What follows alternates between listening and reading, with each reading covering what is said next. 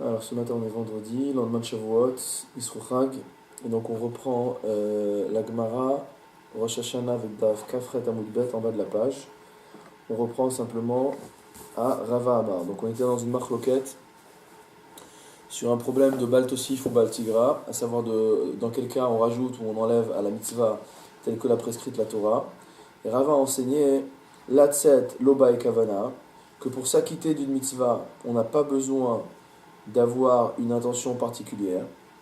La Havor Ba et Kavana, que par contre pour transgresser, c'est-à-dire pour transgresser du point de vue de Bal Tosif, pour transgresser du fait de rajouter à ce que la Torah avait prescrit, il faut avoir l'intention, en faisant l'acte, de vouloir accomplir la mitzvah. L'acte supplémentaire doit avoir comme intention d'accomplir la mitzvah.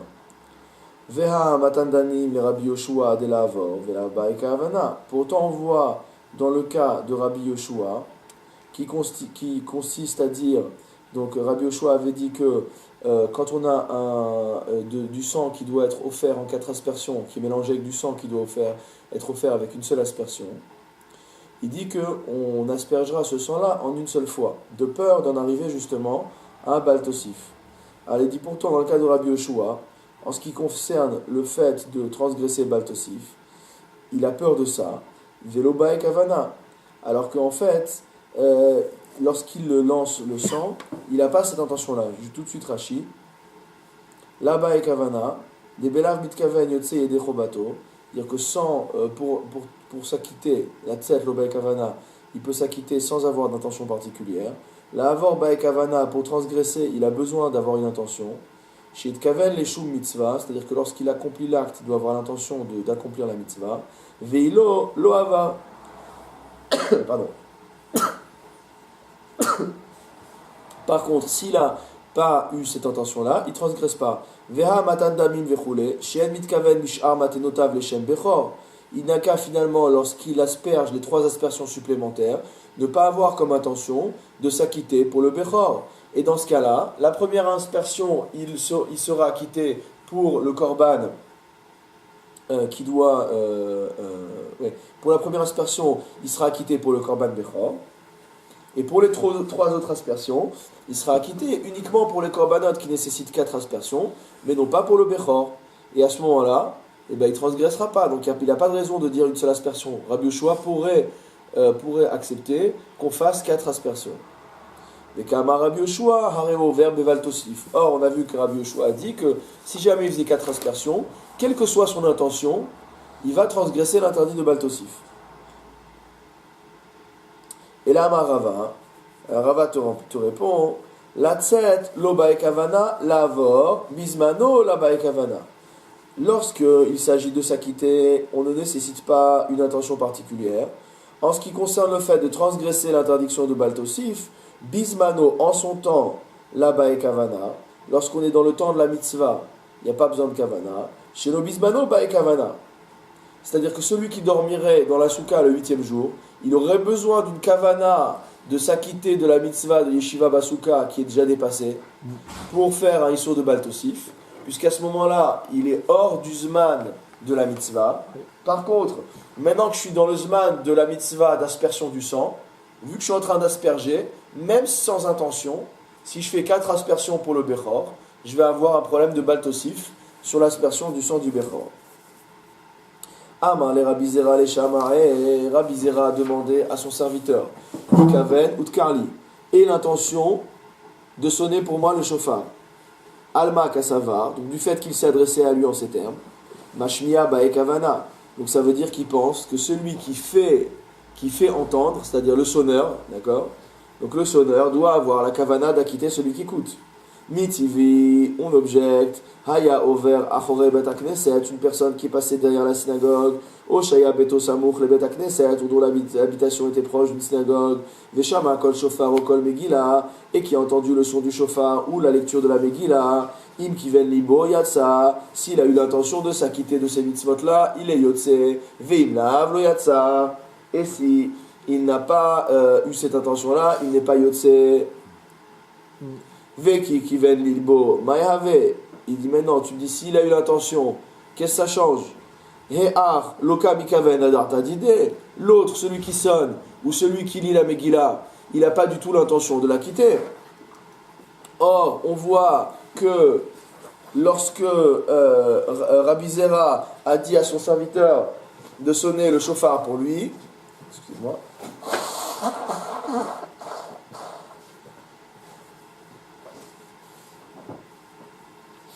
lorsque Rabbi Zera a dit à son serviteur de sonner le chauffard pour lui, il lui a demandé de s'acquitter. Or là, on demande simplement à la personne qui écoute de s'acquitter. On ne demande pas à la personne qui sonne de s'acquitter. Donc comment ça marche? Alors il dit, ah, Béchaliar Tzibour Askinan. Le cas dont on parle, c'est le cas d'un Shaliar Tzibour qui sonne, ou alors qu'il lit la Megillah. Des Darte Akul et Alma, car par défaut, l'intention du Shaliar Tzibour est d'acquitter la totalité des personnes qui pourraient l'entendre. Tashma, donc on va essayer d'apporter une preuve d'un autre endroit. Nitkaven Shomea, Nitkaven Mashmiya. Si celui qui entend a la kavana de s'acquitter de la mitzvah, mais que celui qui sonne ou qui lit la Megillah n'a pas l'intention d'acquitter ceux qui entendent. Nitkaven Mashmiya, Nitkaven Shomea. Celui qui fait entendre a l'intention, mais celui qui entend n'a pas l'intention. Loyatsa, il n'est pas acquitté. Nitkaven Shomea ou Mashmiya. Jusqu'à ce que et celui qui lit ou celui qui sonne et celui qui entend aient tous les deux l'intention. Katane, Mashmiya, Dumia de Shomea. On a enseigné celui qui fait entendre de la même manière, dans le même ordre d'idées que celui qui entend. Ma Shomea, Shomea leatzmo. De même que celui qui entend, il entend pour lui-même. Af Mashmiya, Mashmiya leatzmo. De même, celui qui fait entendre, mot à mot, d'accord, il fait entendre pour lui-même et pas pour les autres. C'est-à-dire qu'il a l'intention de sonner pour lui-même, mais il n'a pas l'intention de sonner pour les autres. Vekatane, loyatsa, et on voit bien qu'on enseigne que loyatsa, qu'il n'est pas qui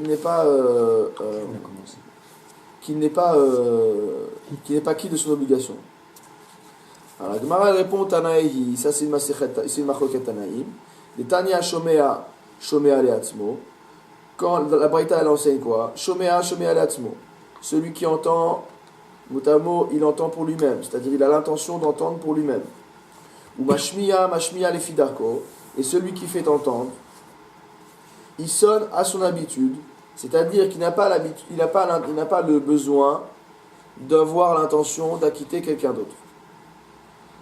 Amar Rabbi Yossé enseigne, Bamedvarim Amorim, Shaliar Tzibour, il dit dans ce cas-là, il peut être quitte que s'il s'agit d'un Shaliar Tzibour. Parce que le derrière du Shaliar Tzibour de sonner, c'est d'avoir l'intention d'acquitter toute personne. Aval Beyachid lo Yatsa. Mais si la personne qui a sonné ou qui a eu la Megillah, c'est un Yachid, donc c'est un individu, lambda, lo Yatsa, celui qui entend, il n'est pas Yotse. Pourquoi? Parce qu'il faudra tout le temps l'intention du mashmiya et du shomea, et donc la halakha elle est comme Rabbi Zera, et c'est ça la halakha aujourd'hui. C'est-à-dire que alors, dire qu'il faut à la fois l'intention de celui qui sonne et de celui qui écoute, sauf dans le cas du Shaliar Tzibour, où en fait le Shaliar Tzibour s'il sonne, il a l'intention, de toute façon, aujourd'hui à la Khalémassé, le Shaliar Tzibour il va faire des propos introductifs, un léché mirchouk, quelque chose comme ça, dans lequel il dit qu'il va acquitter toute personne. Mais Shaliar Tzibour Mistama, il acquitte toute personne, même s'il ne la connaît pas, même s'il ne sait pas qu'elle est là. Alors après, il y a une machloquette dans la Acharonim pour savoir si ça inclut également les gens qui sont à l'extérieur de la synagogue aussi, le fameux cas de celui qui passe derrière la synagogue, ou est-ce que le Shaliar Tzibour, sa kavana, elle est dafka sur le Tzibour lui-même, et que celui qui passe dans la rue, il ne fait pas partie du paquet. C'est important de savoir que les étrangers pour qui ils sonnent entendent. Il faut qu'il inclue tout le monde dans son intention. Alors, Mishnah, on voit dans la guerre entre Israël et Amalek que lorsque Moshe levait le bras, alors Israël gagnait. Est-ce que ce sont les bras de Moshe qui font la guerre ou qui vainquent dans la guerre? Et là, l'Omar Lecha, qu'est-ce qui vient t'apprendre ce pasouk? Kolzman Shayu Israël Mistakelin Klape Marla, tant que les béné Israël avaient les yeux tournés vers le ciel, ou Meshar Bedin et Libam les Aviem Sheba Shamaim, et qu'ils soumettaient leur cœur à leur Père qui est dans le ciel, Hayum itgaberim, à ce moment-là, ils étaient les plus forts. Veimlav, et dès lors qu'ils n'étaient plus dans cette situation-là, Hayunoflim, ils tombaient. Kayotse badavar ataomer, on trouve quelque chose de similaire. Aselecha sara vesimoto alnes, veyakolanashur veraoto bachai. On voit lorsqu'il y a une épidémie qui s'est abattue sur le Ham Israël, dans le désert, Akadosh Baruch Hu a dit à Moshe, Aselecha seraf, fais-toi un serpent, vesimoto alnes, et dresse-le sur une perche, veyakolanashur, et que toute personne qui aurait été mordue par les serpents, veraa oto bachai, donc il regardera ce serpent d'airain, qui est devenu le signe du caducée, Vachai, et il vivra. Vekinachash memit onachash mechaye. Est-ce qu'un serpent en métal, c'est ça qui fait vivre ou c'est ça qui fait mourir? Et là, bisman chez Israël, mistakelin klape ma'ala ou misharbedin et libam lavem sheba shamayim. Simplement pour te dire que lorsque les Juifs regardent vers le haut et qu'ils soumettent leur cœur à leur Père qui est dans le ciel, hayu mitrapein, à ce moment-là, ils étaient guéris. Veimlav, hayu nimokim. Et s'ils ne faisaient pas cela, Hayunimoki, motamo, ils fondaient, ils étaient détruits par le venin. Cheresh, shote, vekatan, un sourd muet, un fou ou un mineur, en motsin et arabim et dechovatam, ne peuvent pas acquitter le tzibour de son obligation. Zeaklal, telle est la règle générale, kol sheno mechuyav badavar, toute personne qui n'a pas l'obligation de réaliser la mitzvah, et no motziet arabim et dechovatam, ne peut pas non plus acquitter le public de leur obligation. Tanu rabanan, akol chavim bitkiat shofar. Nous mettrons aussi dans une braïta que tout le monde a l'obligation de sonner le shofar. Kohanim, Leviim, Veisraelim, aussi bien les Kohen, les Lévis que les Israël. Gerim, Vavadim et Shucharim, les convertis, les esclaves affranchis qui ont un statut comparable à celui du guerre, Vetumtum vandroginos, un tumtum et un androgynos. Donc tumtum c'est quelqu'un dont les organes génitaux sont recouverts par une membrane et que donc on ne sait pas si c'est un mâle ou une femelle jusqu'à ce que cette membrane soit déchirée et qu'on voit de quoi il s'agit. Androgynos c'est un hermaphrodite au sens médical du terme, c'est-à-dire une personne qui présente des signes extérieurs à la fois des organes génitaux à la fois masculins et féminins.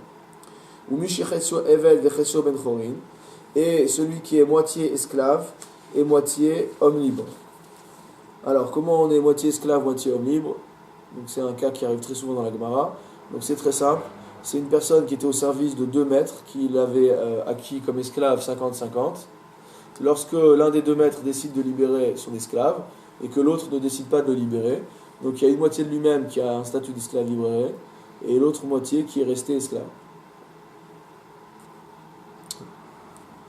Alors maintenant, Tumtum, Enomotsi, Loetmino, Veloetchemomino. Alors maintenant on a vu que tous ceux-là, ils ont l'obligation, d'accord, de sonner le shofar. Maintenant on va se poser la question de qui ils peuvent acquitter. Donc Tumtum, Enomotsi, Loetmino, Veloetchemomino. Le Tumtum ne peut acquitter ni un autre Tumtum, ni quelqu'un de normal. Pourquoi? Parce qu'on ne sait pas qui il est.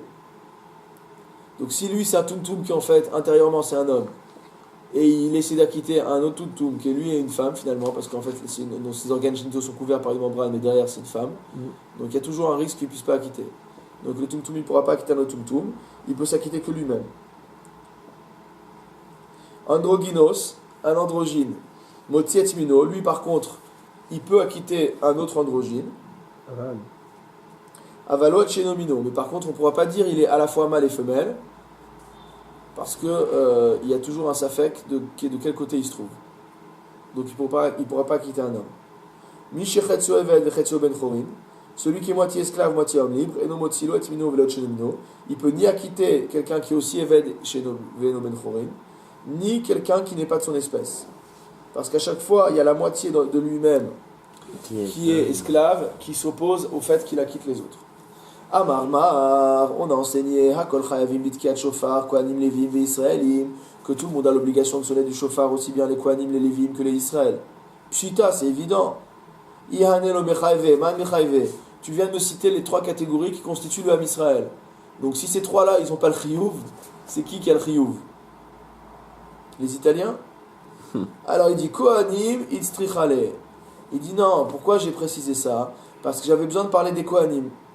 Pourquoi? Sal kadarta chamina, tu aurais pu penser, ho'il urtiv yom teruah yelachem, étant donné qu'il est écrit, ce sera un jour de sonnerie pour vous, ce jour de Rosh Hashanah. Mandelete ela bitkia dechad yoma udim chayev. C'est uniquement celui qui a l'obligation de sonner le shofar un seul jour qui a l'obligation. Vehane kohanim u'il veitnehu bitkiot dechol hashana. Tandis que les kohanim, étant donné qu'ils ont l'obligation de sonner le shofar régulièrement au cours de l'année, dirtiv utkartem bachatzot serot alolotechem, ainsi qu'il est dit, vous sonnerez avec des trompettes lorsque vous offrirez des holocaustes. Et ma alolichayvu, on va dire que eux, ils n'ont pas l'obligation de sonner ce jour-là particulièrement. Kamash Malan, que oui, ils ont quand même l'obligation à Rosh Hashanah. Alors la Gemara, elle te dit, ok, Midami, c'est quoi cette comparaison-là?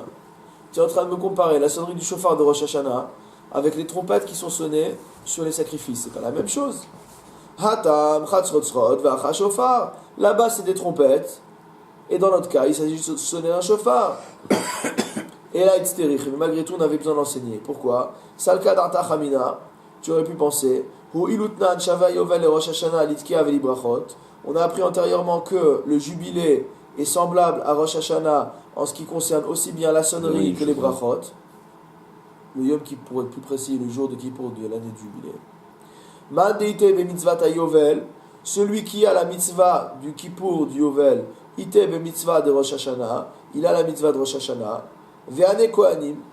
Or, ces kohanim-là, ho'il velettehu be mitzvah de Yovel, étant donné que eux n'ont pas la mitzvah de Yom Kippour du Yovel, ils n'ont pas la mitzvah de Rosh Hashanah. Ditnan, kohanim ulvi'im mochrim leolam ve'goalim leolam, parce qu'on voit que les kohanim et les levi'im, ils peuvent vendre de manière éternelle, ve'goalim leolam, et qu'ils ont également une capacité à racheter leurs biens de manière éternelle. Ça veut dire qu'ils n'ont pas la limitation du Yovel.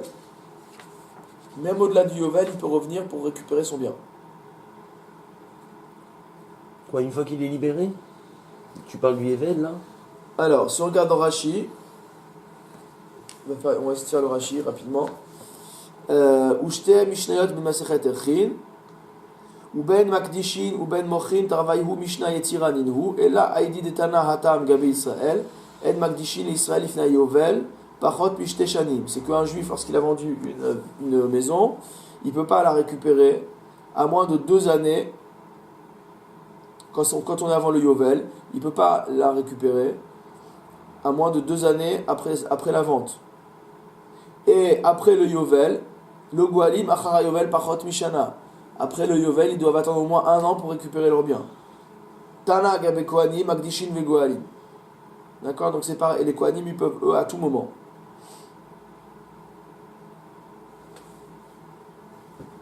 Je comprends pas la date butoir du yovel pour récupérer un bien. Non, là c'est par rapport au fait, lorsqu'ils ont vendu Baté Choma, lorsqu'ils ont vendu une maison qui était dans une ville entourée de murailles à l'époque de Yoshua, on voyait que lorsqu'un Israël il vendait sa maison, il ne pouvait pas la récupérer, si on n'était pas au Yovel, il ne pouvait pas la récupérer avant 2 ans. Et après le Yovel, s'il l'avait vendu, il devait attendre au moins 1 an pour la. Et après le Yovel, qu'est-ce qu'on a vu ici? C'est 1 an. Velo Goa Yovel par Meshana. Et après le Yovel, pas moins de 1 an. La liberté qu'ils ont donnée aux Kohanim et aux Lévi'im, c'est qu'à tout moment ils peuvent racheter. D'accord?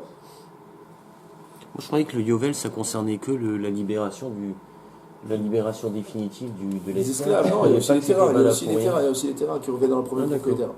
D'accord. On l'avait vu rapidement.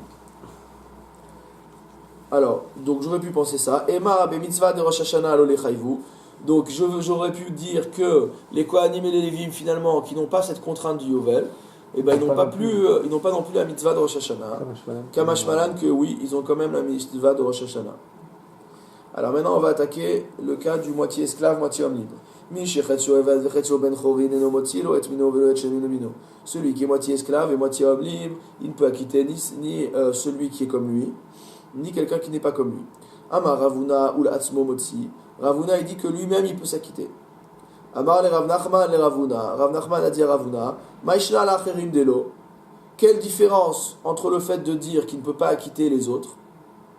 Delate tzad avdut ou mapik tzad cherut. Pourquoi? Parce que la partie esclave qu'il y a chez lui, ne peut pas acquitter la partie, il ne peut pas acquitter la partie homme libre. Les Hatzmonami, pour lui-même, c'est la même chose. Lo atetsa davdud dideh, ou mapik tsatrevud dideh. La partie esclave qui est en lui ne peut pas acquitter la partie homme libre qui est en lui. Ou ma pique, c'est quoi? C'est Assar. Non, Motsi, c'est la traduction arménienne de Motsi, qui l'acquitte. D'accord? Ça veut dire que pour acquitter la partie homme libre qui est en lui, il faut que ce soit un homme complètement libre qui sonne. Parce que si c'est à moitié Eved, moitié Ben Chorin, même si c'est lui-même, il y a la partie esclave qui se met en travers, qui elle n'a pas la mitzvah. Et là, Rav Nachman, donc Rav Nachman a dit, Af le'atzmo eno motzi, même lui-même il ne peut pas s'acquitter. Donc il faut qu'il aille chercher quelqu'un qui a pleinement la mitzvah, donc un homme libre, et qu'il la quitte. Puisque cet homme libre-là, il a la totalité de la mitzvah, il est complètement mitzvouvé, et donc lorsqu'il va sonner le shofar, il va pouvoir acquitter pleinement la partie de Ben Chorin qu'il y a chez cet homme-là. Tanya Nami Achi, on a une brata qui enseigne également comme ça, Mishi Chetio Evel Vechetio Ben Chorin, quelqu'un qui est moitié esclave et moitié homme libre, Af Leatzmo et Nomotzi, même lui-même ne peut pas s'acquitter. Tane, Ahava Bere de Rabbi Zera, Ahava fils de Rabbi Zera enseigné, Kol Aberachot Kulan, toutes les brachot, Afal Pishiatsa Motzi, bien qu'on se soit déjà acquitté de ces mitzvot-là, de ces brachot-là, Motzi, on peut acquitter les autres. Chutz mi birkat alechem ou birkat ayayin, à l'exclusion de la bracha qu'on fait pour manger du pain, et la bracha qu'on fait pour boire du vin. Shim lo yatsa Motzi, qui dans ces brachot-là, si on ne s'est pas acquitté soi-même de la bracha encore, on peut acquitter les autres. Veimiatsa, mais si on est déjà acquitté, et no motzi, on ne peut pas acquitter. Regardez Rashi. Afalpi shiatsa motzi, bien que il se soit déjà acquitté, il peut acquitter les autres. Shiarekol Israël arevim zel bazé la mitzvot. Donc le principe global qui permet de s'acquitter dans les mitzvot, et notamment dans les brachot, c'est le principe de solidarité entre les juifs. Kol arevim, kol Israël arevim zel bazé. Le fait que tous les juifs sont garants les uns des autres. Et donc je peux venir moi pour aider mon prochain à s'acquitter de sa mitzvah. Alors, Chutz mi birkat alechem vayayin, toujours dans Rashi, Ushar birkat perot verechani. En fait, c'est pas stam, c'est pas uniquement la bracha du pain et du vin, c'est toutes les brachot, tout ce qu'on appelle birkot aneinin, c'est-à-dire toutes les brachot qu'on fait pour tirer profit d'une chose, aussi bien une alimentaire qu'un parfum. Parce que ces mitzvot-là ne sont pas une obligation. Tu n'as pas l'obligation de faire le motzi.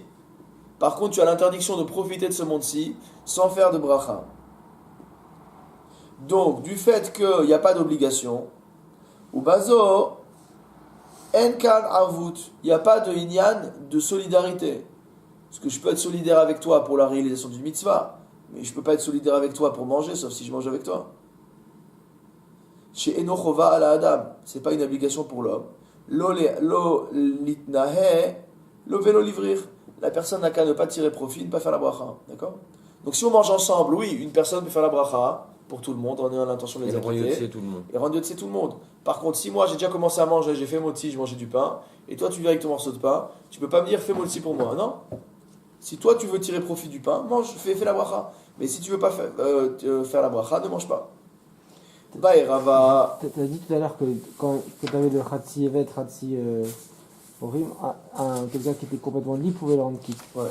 On n'a pas dit que pour rendre quitte, il fallait que ce soit quelqu'un qui soit de la même, entre guillemets, du même. Par exemple, le Tumtum. Ouais. Il ne peut pas rendre quitte personne. Parce qu'en fait, on ne sait pas de quel nini là, en fait. C'est s'il est mâle ou il est femelle. Ouais. Mais donc, on a l'impression que pour rendre quitte, il faut que ce soit quelqu'un qui se donne de même statut que moi. Non, le tumtum, le problème, c'est qu'il a un genre déterminé. Il est homme ou il est femme. Simplement, on ne sait pas ce qu'il est. Mais il est homme ou il est femme. Et donc, ça veut dire que si un homme. Ça veut dire que si par exemple le tumtum, il est homme, ouais. On va dire, prenons le tumtum pour lui-même. Ouais. Le tumtum vis-à-vis de lui-même, disons qu'il est, on ne sait pas qui il est, d'accord? Donc il fait le chauffard pour lui-même. Ouais. Liman Afshar, soit c'était une femme, ouais. Et à ce moment-là, de toute façon, il n'est pas tour du chauffard. Et donc il n'y a rien qui se passe. D'accord. Soit c'était un homme, ouais. Et s'il a sonné pour lui-même, il est Yotze. D'accord. Maintenant, le problème du Chetio Evet, Chetio Ben Chorin, c'est que la moitié de lui a le Chiyuv, c'est la moitié homme libre, et l'autre moitié de lui n'a pas le Chiyuv, c'est la partie esclave. quand il va sonner, Ouais. c'est une personne qui, pour partie, a l'obligation, et pour partie n'a pas l'obligation qui sonne. Or, ne peut acquitter quelqu'un qui a l'obligation qu'une personne qui a l'obligation. C'est ça. Et donc, comme la partie que de lui-même, qui est Eved, n'a pas l'obligation, Mhm. cette partie-là ne peut pas acquitter la partie qui a l'obligation. C'est ça, parce qu'en fait, il n'y a que le évêque qui est libéré qui a l'obligation, ça. Voilà. Il peut quitter avec sa partie qui est l'obligation. Et dans le cas de l'androgynos, ça part avec une autre marloquette. Il y a une marloquette à savoir, est-ce que l'androgynos, c'est les deux à la fois, ou est-ce que c'est min bifne atzmo, est-ce que c'est une espèce en soi? Un troisième sexe, entre guillemets. Dans ces cas-là, il pourra en quitter un autre. Voilà. Donc pourquoi ils peuvent s'acquitter, ils peuvent s'acquitter Ah entre non, eux? dans ce cas, il serait pas tout complètement, en fait. Ils pourraient, ouais. Peut-être. Alors si vous aimez les Hakirot de Tuntun Vandroginos, faut tuer Michat Chinour, à chaque fois il revient là-dessus. Oui. Alors, maintenant que le café est fait, Baer Rava a posé une question. Birkat Alechem Shel Matzah. Lorsque tu m'as dit que c'était uniquement des brachot pour le plaisir, c'était pas des mitzvot. Et c'est pour ça qu'on pouvait pas quitter un autre. Maintenant, si je prends la bracha qu'on fait, Hamotzi Lechem Naretz, quand on mange la matzah le soir de Pessah, ou Birkat Hayayin Shel Kiddush Hayom, et la bracha du Kiddush qu'on fait, la bracha du vin qu'on fait pour le Kiddush. Mahu, qu'en est-il? C'est-à-dire, est-ce qu'on range ce bracha dans Birkat Haneenim? Est-ce qu'on rentre cette bracha dans la catégorie des brachot qu'on fait pour pouvoir tirer profit de ce monde-ci? Ou est-ce qu'on va ranger cette bracha dans la catégorie des Birkat HaMitzvot, des brachot qui sont nécessaires à la réalisation d'une mitzvot? Quelle est la nafkamina? Si tu me dis que c'est une bracha qui est faite simplement pour tirer profit de ce monde-ci, alors je ne pourrais pas acquitter un autre si moi je suis déjà quitte de l'obligation. Par contre, si c'est une birkat mitzvah, si c'est une bracha qui est réalisée pour pouvoir faire une mitzvah, alors là, même si moi je suis déjà quitte de mon obligation, je pourrais acquitter quelqu'un d'autre sur le principe de Kol Israël à Revim Zebazé. Mais le fait de faire une bracha, c'est pas déjà une mitzvah? Ça peut ne pas être de toute façon une mitzvah? Ben, ça peut être bracha levatala, ça peut être une transgression de faire Ah une oui. bracha. Ah oui. Dans les conditions prescrites par les sages, quand je fais une bracha, je remplis une mitzvah de Rabbanan. À l'exclusion du Birkat Hamazon, les trois premières brachot de Birkat Hamazon, qui sont une mitzvah de Oraita. Alors il dit, ou Birkat, alors qu'en est-il donc de la bracha du motzi, de Achelat Matzah ou de la Birkat Hayayin? Keva de Chova ou Mapik. Est-ce qu'on va dire que, étant donné que c'est une Chova, que c'est une obligation, je peux acquitter l'autre, bien que moi je sois déjà acquitté? Odilma bracha la Chrovahi. Ou peut-être je vais dire que c'est une bracha qui n'est pas obligatoire non plus. Tashma, on va essayer de prouver. De'amar Ravashi enseignait qui havenan be Rav Papi hava mekadesh la. Papa? Lorsque nous étions chez Rav Papi, non, c'est pas la père de Rav Papa. Lorsque nous étions chez Rav Papi, hava mekadesh lan, il faisait le kiddush pour nous. Vechi hava ate arise, et lorsque son fermier arrivait, midavra, il venait de la campagne, hava mekadesh leu, il refaisait le kiddush pour lui. Donc la preuve de ce maasé, que bien que Il m'avait entendu. c'est une mitzvah, bien que la bracha du vin, ça peut être rangé aussi bien dans la catégorie de Birkat Haneenim, c'est-à-dire une bracha qu'on fait pour pouvoir profiter de ce monde-ci, que dans la catégorie de Birkat HaMitzvah, puisque ici on est en train de faire le Kiddush Hayom, il a précisé que c'est Kiddush Hayom, hein, le Kiddush du jour, qui est une bracha uniquement de mitzvah.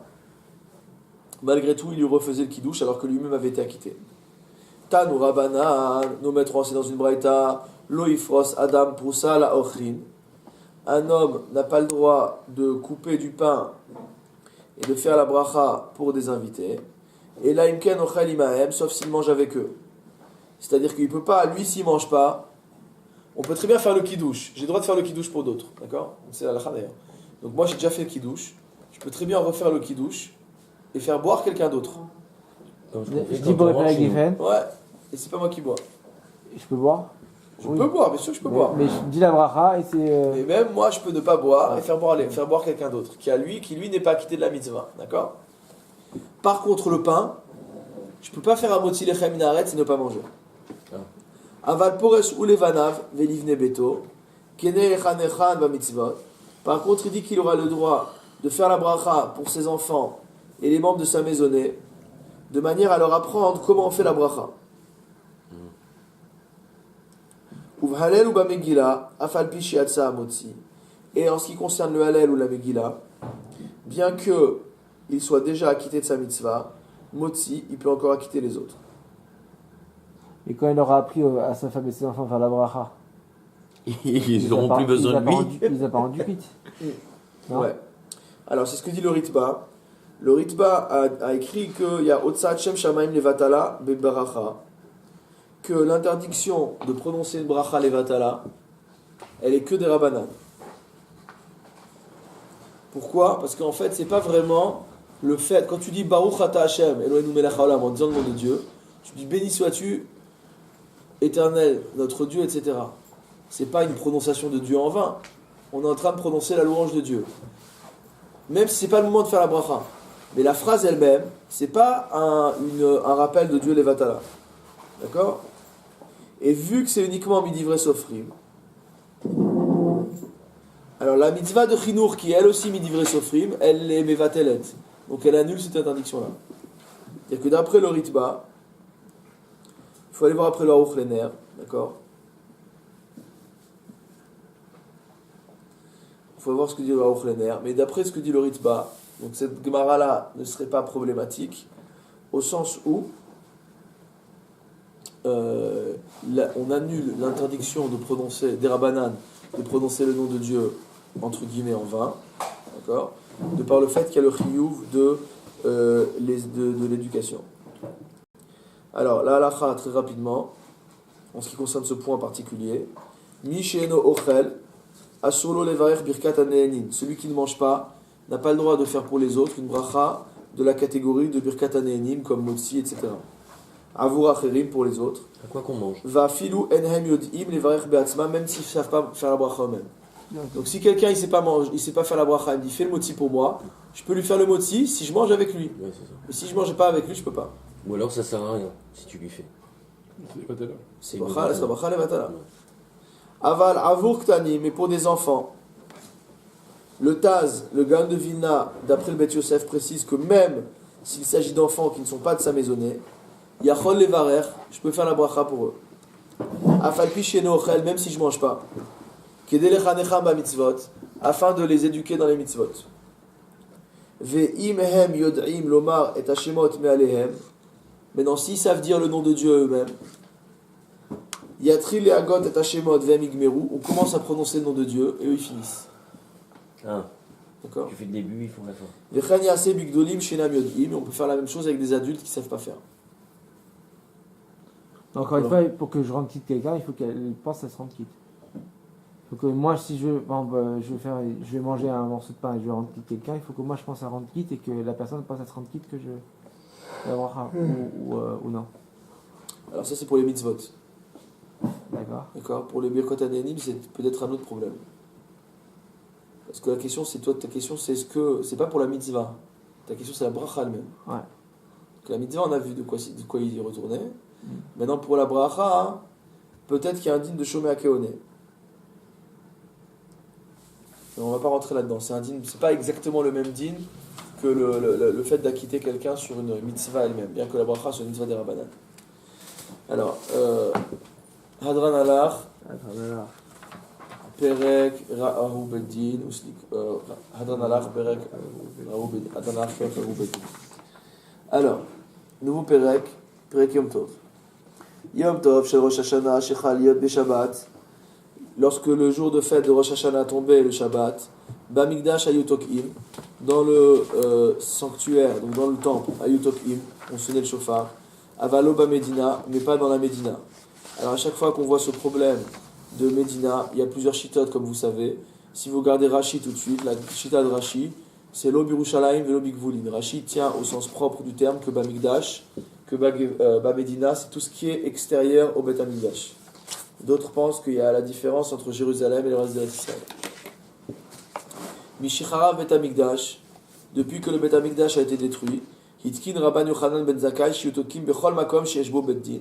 Rabban Yochanan ben Zakkai a institué qu'on sonnera le shofar à tout endroit où siège un beddin. Amar Rabbi Azar, Loitkin Rabban Yochanan ben Zakkai, Ela Beyavne Bilvad. Rabbi Azar n'est pas d'accord et il dit que Rabbi Yochanan n'a institué qu'on sonnerait le Shabbat uniquement à Yavne et pas dans les autres endroits où siège un Beddin. Amroulo, on lui a répondu, Echad Yavne, Vechad Kol Makom, Sheshbo Beddin. Il n'y a pas de distinction à faire entre Yavne, qui est une des villes où le Sanhedrin a siégé, et tout autre endroit où siège un Beddin. Ve'od zod haïta Yerushalayim yetera al Yavne. Il y avait encore quelque chose une autre supériorité de Yerushalayim par rapport à Yavne. Shekol ir sheyiroa v'shoma'at ukrova v'chola lavot ukrin. C'est que toute ville qui était proche, motamo, qui voyait, c'est-à-dire qui était dans l'angle de vision de Yerushalayim, on pouvait voir Yerushalayim depuis cette ville-là, et qui pouvait entendre, et qui était proche, et qui pouvait venir, tok'in, eux aussi ils avaient le droit de sonner. Ou beyavne lo yotokim ela beveddin bilvad, tandis qu'à Yavne, on ne sonnait que au beddin.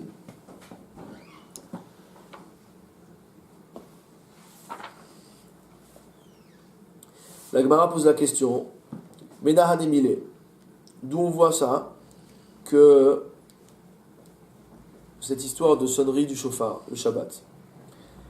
Amar Rabbi Levi bar Lahma, Amar Rabbi Hama bar Hanina, Katuv Echad Omer, il y a un pasouk qui dit, Shabbaton zichron teruah, que Shabbaton ce sera un jour de repos, zichron teruah, de souvenir de la sonnerie.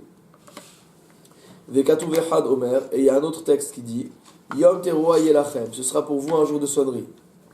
C'est-à-dire le premier pasouk laisse entendre que quand c'est Shabbaton, c'est juste zichron teruah, on se souvient du fait qu'il fallait sonner. Tandis que si c'est pas Shabbat, Yom Teruah, on sonne. Donc il y a une contradiction. Est-ce qu'on sonne ou on sonne pas? Donc le premier passouk te dit, quand c'est Shabbaton, tu te souviens de sonner, mais tu sonnes pas. Et l'autre il te dit, toujours Yom Teruah, quel que soit le jour où ça tombe, c'est un jour de sonnerie. Donc a priori il y a une contradiction entre ces deux pasoukim. C'est-à-dire on dirait qu'on peut sonner Shabbat, quoi. Voilà, le deuxième passouk il dit Yom Teruah, c'est un jour de sonnerie quoi qu'il arrive, que ce soit samedi, dimanche, lundi, mardi, n'importe quel jour. Alors la Gemara elle te dit là, Kashia, il n'y a pas de contradiction. Kan Yom Tov Shechal Yed Shabbat. L'un des deux psukim parle du Yom Tov qui tombe Shabbat, où finalement ce sera juste Zichron Teruah, simplement on se souviendra de sonner. Kan Yom Tov Shechal Yed Shabbat. Et dans l'autre cas, il s'agit d'un Yom Tov Shechal Yed Bachol, qui tombe un jour de semaine. Et là on peut sonner. Amar Rava, I Midoraitahi Bamigdash Echita Kinan. Rava il dit attends. Si tu es en train de me dire que l'interdiction de sonner du shofar le Shabbat est une interdiction d'Oraita, de la Torah. Echita Kinan, comment il sonnait dans le Mikdash? Je vous rappelle que dans le Beth Mikdash, Si ça tombait un Shabbat. il n'y avait pas d'interdiction de Rabbanan. D'accord? On faisait que les d'Oraita. Donc il dit comment ça se fait que si tu dis que c'est interdit de sonner d'Oraita, dans le Mikdash, tu n'as pas le droit de sonner en plus le Shabbat. Veot, et encore. Ha, lav melachahi detzterar kira le miute. Si c'est comme ça, si c'est vraiment un lav d'Oraita, j'ai pas besoin d'un texte de la Torah pour me dire que je peux pas sonner dans le Mikdash. Si c'est une interdiction de la Torah, c'est assourd, c'est pas la peine d'avoir un passouk particulier. C'est clair ou pas? C'est quoi le pasouk? Parce que là, Shabbaton, zichron teruah. D'accord, mais ça c'est. Pourquoi tu m'amènes un passouk pour me dire si c'est Shabbat, juste souviens-toi que c'était un jour où il fallait sonner. J'ai besoin d'un passouk pour me dire que c'est interdit de faire des melachot le Shabbat. Je sais déjà que c'est assourd. Il n'y a pas besoin. Des Tana des Beshmuel, car on a enseigné dans la maison d'études de Shmuel, Kol melechet avoda lotasu, que lorsque la Torah te dit que tout travail tu ne le feras pas le Shabbat, Yatzta tekiyat shofar urdi atapat shehi chochma vena melacha. Il y a deux activités qui sont considérées non pas comme des travaux au sens propre de Shabbat, mais comme chochma, mot à mot un art. Quels sont ces deux arts-là? C'est l'art de sonner du shofar et l'art de décoller la pâte du four. C'est qu'à l'époque, on faisait le pain en collant la pâte sur les parois du four. Et donc la manière de décoller la pâte, ça fait partie des actes à réaliser pour arriver jusqu'à la consommation du pain. Maintenant, la Gemara, on a vu dans le premier période de Shabbat, ne considère pas que cet acte-là est une melacha au sens propre de la Torah. C'est simplement une chokhma.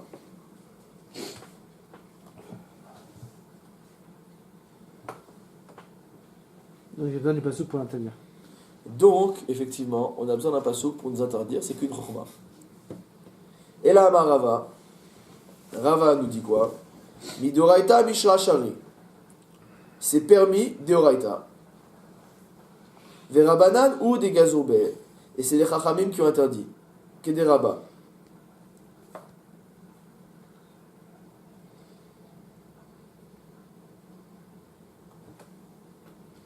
Donc c'est les chachamim qui ont interdit de sonner le shofar, comme Rabbah a enseigné. Dama Rabbah, c'est la fameuse dira de Rabbah.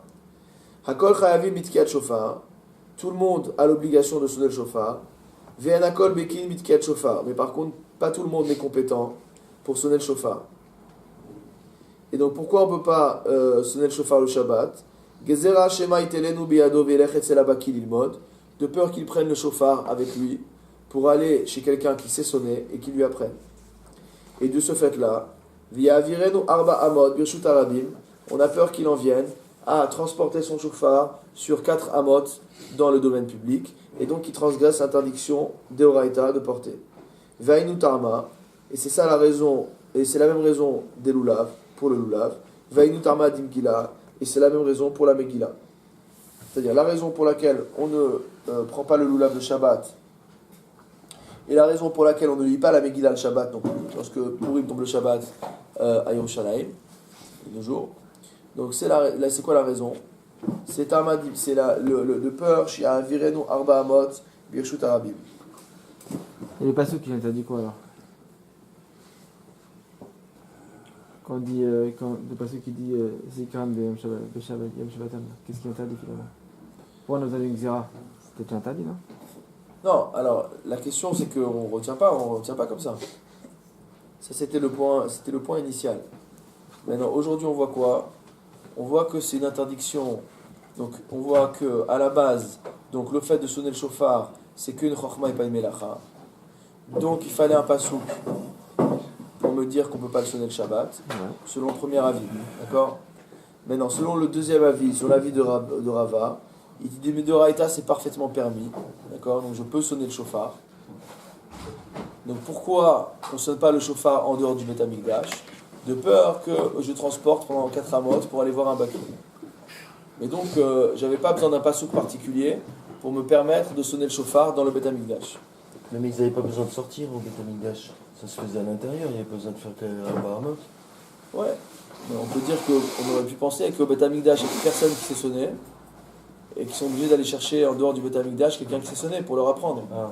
Mais en fait, le problème, c'est qu'à chaque fois qu'il y a un Bet Din, on dit que le Bet Din, il les arise. Donc le Bet Din, il fait les choses comme il faut.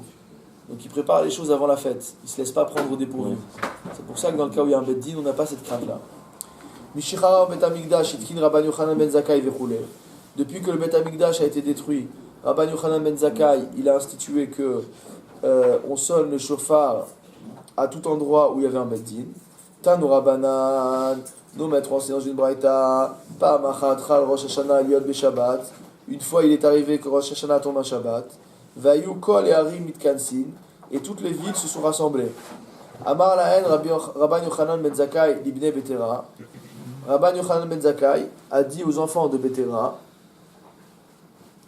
Rashi précise Gdolei Hador Ayu, c'était les grands de la ville. Et qu'est-ce qui s'est de la génération?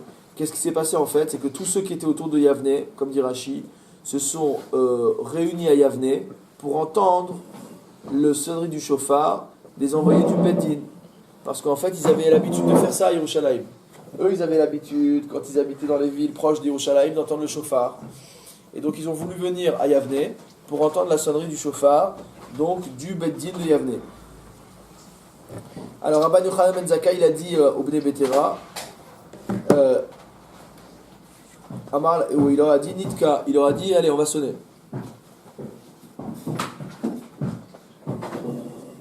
Amroulo, ils lui ont dit Nadoun, ils lui ont dit non, d'abord il faut étudier la chose.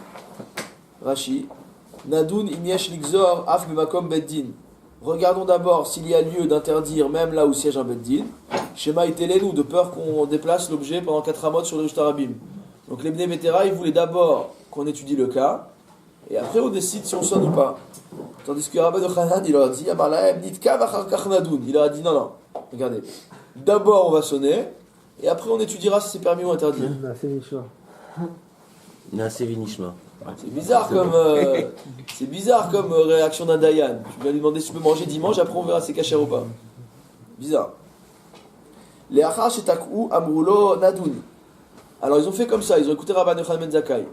Donc après qu'ils aient sonné, ils lui ont dit, bon, maintenant nadoun, maintenant regardons si c'est permis ou pas. Amar lahen, il leur a dit, Kvar nishmea keren beyavne. Il leur a dit, on a déjà entendu la sonnerie du chauffard à Yavne. Ve'en meshivin lachar maaseh. Et on ne répond pas mot à mot, on n'étudie pas le cas, lachar maaseh, après l'acte. Après coup. D'accord? Rashi, en meshivin lachar maaseh. Gnai ou shemotzi naaz to'im alatzmenu. Si on arrive à la conclusion que finalement c'est interdit de sonner, on va causer un gnai, un mépris pour le beddin. Parce que le beddin il a sonné, après il décide que c'est interdit de sonner. Et si tu as sonné, n'ouvre pas le dossier. Ouais. Si tu veux ouvrir le dossier, il fallait l'ouvrir avant de sonner. Donc en fait, il les a coincés. Comme il dit avant, toi, faut ouvrir. Amar Rabbi Elazar a dit, Loïtkin Rabban Yochanan ben Zakkai la Yavne bilvad. Que Rabban Yochanan ben Zakkai a institué la sonnerie du chauffard que Yavne, pas dans tous les endroits où il y a un beddin. Amroulo, ils lui ont répondu, Echad Yavne, Vechad Kol Makom, Shesh Beddin, il dit non, quelle est la différence? À tout endroit où il y a un beddin, c'est normal qu'on puisse sonner le chauffard le Shabbat. Amroulo, Haïnou Tanakama. Ce Amroulo, c'est comme le Tanakama. Qu'est-ce qu'il a dit le Tanakama? Yom Tov shel Rosh Hashanah shechal liad beshabbat bamikdash ayutokin. D'accord? Alors il dit Ika benayhu bedina de akrai. Qu'est-ce qui les sépare?